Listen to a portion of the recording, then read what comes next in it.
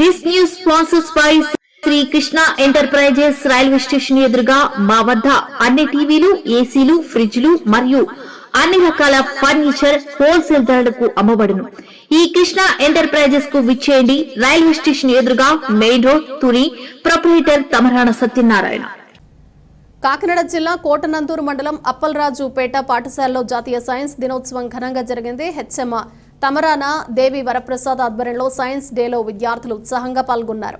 50కి పైగా సైన్స్ ప్రాజెక్టులతో ప్రదర్శన నిర్వహించి తమ మేధా సంపత్తిని చాటి చెప్పారు. మండల విద్యాశాఖ అధికారులు ఏవీఎస్ శ్రీనివాస, ఎంవీఆర్ శేఖర్ ముఖ్య అతిథులుగా విచ్చేసి విద్యార్థుల నమూనాలను పరిశీలించి అభినందించారు. విశ్రాంతి ప్రధానోపాధ్యాయులు ఎస్ వెంకటేశ్వర్లు న్యాయ నిర్ణేతగా వ్యవహరించారు.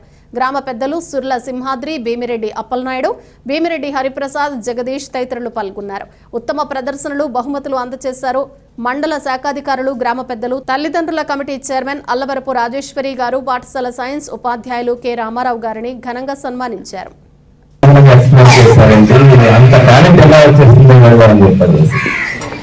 దానికి మా పాఠశాల కృషి దానికి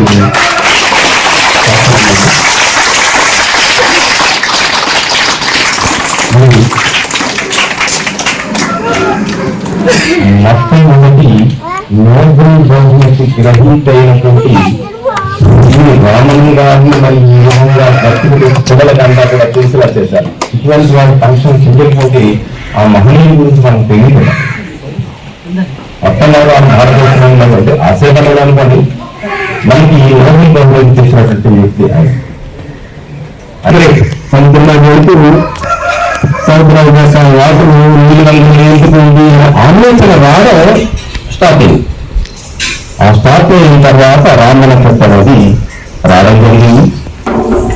మరి ఇంతటి విషయాన్ని కూడా మనం చెప్పగలగాలి.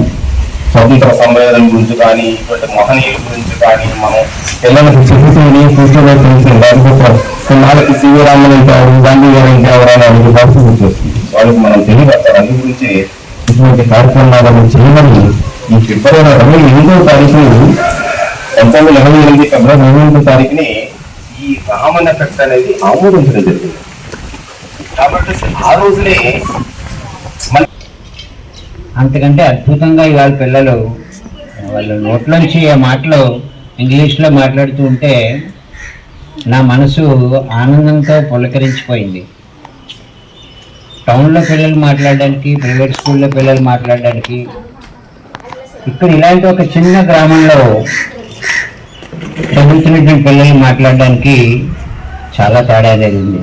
వీళ్ళు మట్టిలో మాణిక్యాలు, ఆ మాణిక్యాలకి మెరుగుదిద్దే పనిలో ఉన్నారు ఇక్కడ ఉపాధ్యాయులు. వెంటనే నేను అడిగాను, తల్లి మీకు ఇదంతా ఎవరు డైరెక్షన్ చేశారంటే ముందు అమ్మాయికి నా మాట అర్థం కాలేదు. మీకు ఇవన్నీ ఎవరు నేర్పారంటే మా మేడం గారు అని, శాస్త్రపు మేడం అని చెప్పారు. ఎందుకంటే ఉపాధ్యాయులు గురుముఖం లేదు, ఏది రాలేదు. వాళ్ళు ఆన్లైన్లో కూడా ఎడ్యుకేషన్ నేర్చుకోవచ్చు. ఆన్లైన్ ఎడ్యుకేషన్కి డైరెక్ట్గా స్కూల్లో ఎడ్యుకేషన్కి తేడా లేదా? ఆన్లైన్లో పాఠాలు మాత్రమే బోధిస్తారు, ఇక్కడ జీవిత పాఠాలు కూడా చెప్తారు. ఉపాధ్యాయులు లేకపోతే నేను లేను. నాకు చదువు చెప్పిన ఉపాధ్యాయులు లేకపోతే నేను ముందు నిలబడేలా నేను మాట్లాడలేను. గురు బ్రహ్మ, గురు విష్ణు, గురుదేవ మహేశ్వర, గురు సాక్షాత్ పరబ్రహ్మ తస్మై శ్రీ గురవే నమః అని పొద్దున్నే అసెంబ్లీలో మొదలు పెడతారు. అసలు ఎందుకు మొదలు పెడతారు? గురువు యొక్క ఇంపార్టెన్స్ ఏంటి? విద్యాధరుడు అనేటటువంటి ఒక గురువు గారి దగ్గర కౌస్తుడు అనేటటువంటి ఒక శిష్యుడు ఉండేవాడు.